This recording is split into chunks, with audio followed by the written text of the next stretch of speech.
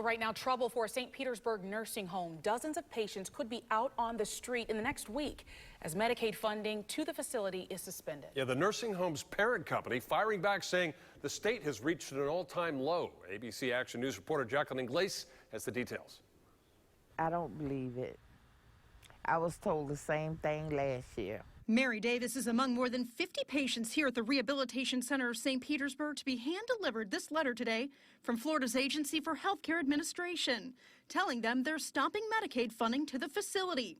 Translation, patients must find a new place to live in the next 7 days. They were given this letter, and most of them have a medical incapacity, and they could not comprehend what's in the letter at all. And to understand why, you have to go back to last year. These documents filed in federal court show a survey by the state agency found unsanitary living conditions and unlocked medication cards. The agency says it allowed facility administrators time to correct these alleged issues instead of suspending funding. But agency representatives say the facility did not come into compliance. Then, in March of 2014, a registered sex offender was admitted and placed in a room with a paralyzed patient. According to the documents, that patient was not told of his roommate's past, and the sex offender attempted to sexually molest the paralyzed patient. Some patients are defending the facility. No issues.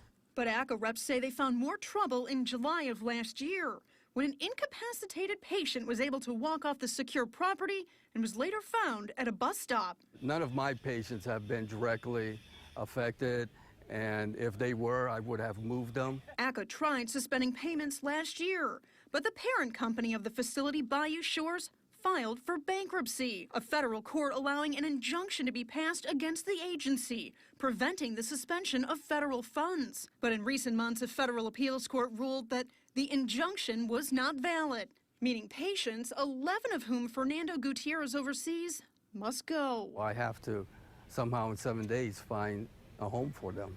In St. Petersburg, Jacqueline Glace, ABC Action News.